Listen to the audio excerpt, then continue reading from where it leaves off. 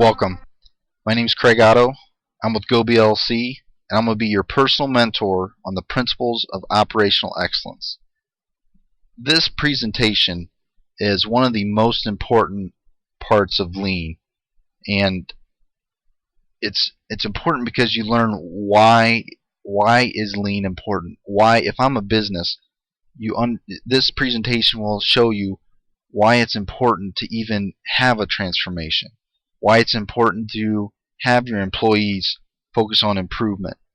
And really, this is sort of a very mature, if you've led a transformation, this is something you'd get to later on in the transformation. I'm talking 5 to 10 years in. But it's always nice to understand the principles of operational excellence so you know what you're striving for, and understand not just what it is, but why is it important to strive for the principles of operational excellence. So with that, we'll go ahead and get started. And I like using the 5 ages of civilization because it really helps describe what got us in a problem in the first place. Why are businesses today struggling to make money? And even if you're not struggling, you're always trying to get better because you know that there will always be someone to come along that will be able to do better than you if you don't always continuously improve. So let's go ahead and get started here. The first age of civilization is the hunter and gatherers, and this is the process of people would just go out and hunt their food each day and gather food. But as civilizations kind of improved, you had the age of agriculture, and the hunters and gatherers would watch these crazy farmers just put seeds in the ground, cover them with dirt, water them, and they just couldn't quite understand, what is it with these people? They put all this work into growing these crops.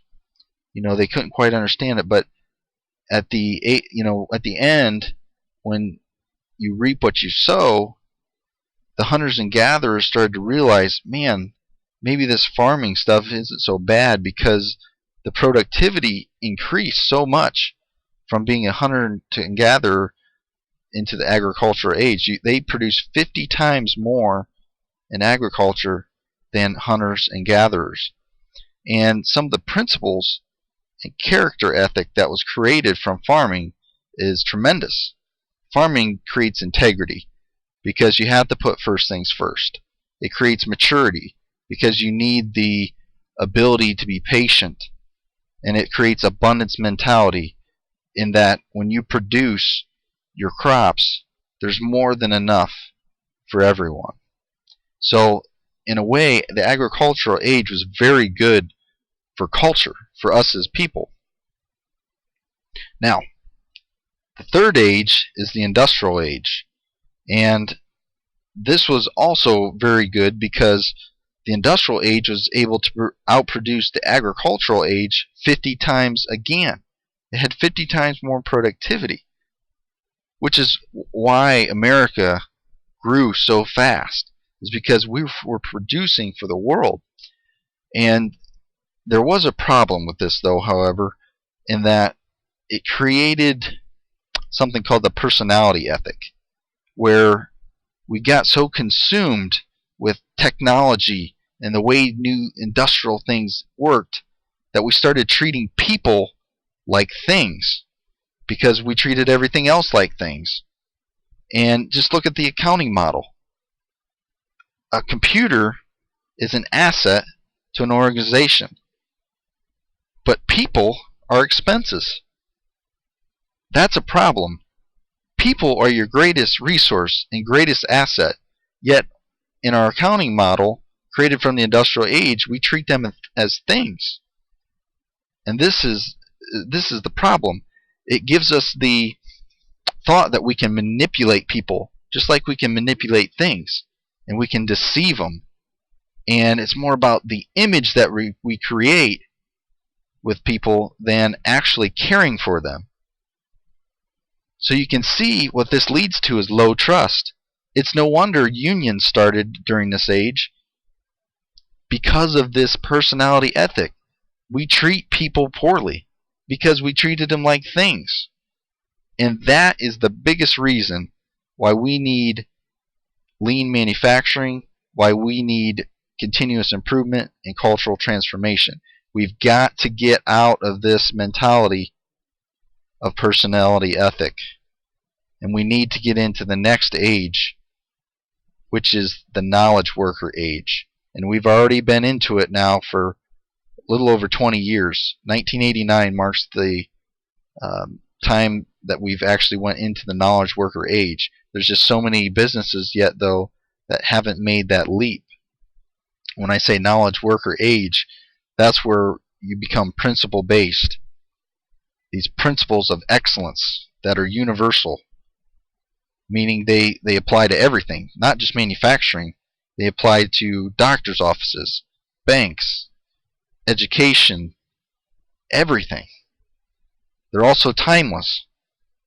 No matter what time, 100 years ago, right now, or 100 years from now, these principles are true, and they won't change. They're self-evident. You can't argue against them, and you'll find out later in the presentation what the principles are.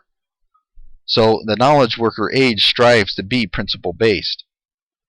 And then ultimately, the last age of civilizations is the age of wisdom. And what that means is you start seeing things from a whole person paradigm. You start understanding that people have mind, body, heart, and soul that need to be taken care of, even at work. Because organizations, it translates to organizational paradigms of, you have to have vision, discipline, passion, and conscience. Your employees kind of create your own organization's mind, body, heart, and soul. And that idea is the age of wisdom. When you come to understand that, you will see that the productivity will again outperform the knowledge worker age by 50 times. Every age outperforms itself by 50 times productivity. And that's the reason we need to transform, is to improve our productivity. The other reason is we need to have a new level of thinking that needs to be character-based, principle-centered, and inside out. Now, what do I mean by character-based? I mean you work from 4 assumptions. For the body, assume that you've had a heart attack, now live accordingly. For the mind, assume that the half-life of your profession is 2 years, now prepare accordingly. For the heart, assume that everything you say about another they can overhear, now speak accordingly. And for the spirit, assume that you have one-on-one communication with your Creator, now live accordingly. Character-based. Now, that's the first part. You also want to be principle-centered. What do I mean by principle-centered? I mean that you operate your business based on the principles of operational excellence, where you lead with humility, you respect every individual, you focus on process, you have scientific thinking, flow, pool, perfection, quality of the source.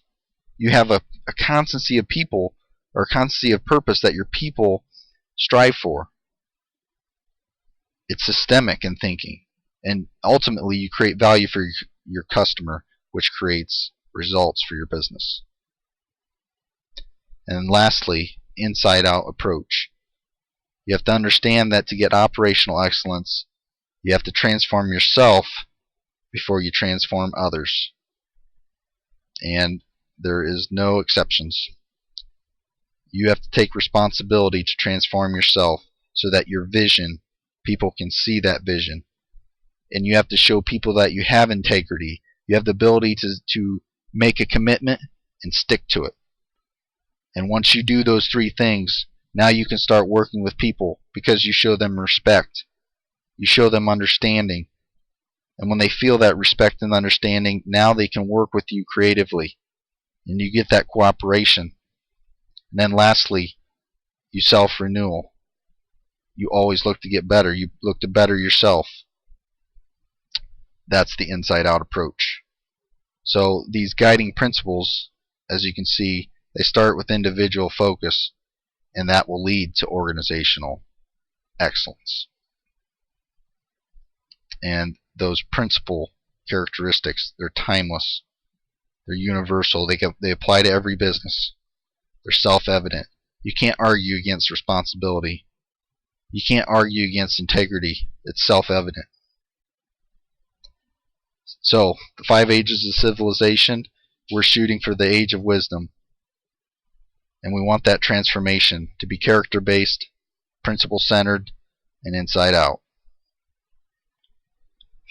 This is an example of what the transformation looks like. There's actually 4 phases of a transformation: discover, build, lead, and align. And then in that, if you've seen any of my other presentations, I've had a presentation on tools, on systems, and this is the principle presentation. And there's different parts of each that you would learn through the GOBI philosophy. So that is kind of the way we see things as far as a transformation. And more importantly, when you see things the way we see them and be principle-based, that's what's going to lead you to the long-term results. The tools will lead you to the short-term, but the systems that drive behavioral change towards the principles of excellence is what drives long-term. And again, the tools get you your short-term results in terms of safety, quality, your productivity, and your delivery. That is the transformation demystified from the principles of operational excellence point of view. This is probably one of the most important points of view. So I thank you for your time, for listening, and encourage you to contact GOBI LLC for any of your transformation questions and for any assistance that you might need. Thank you.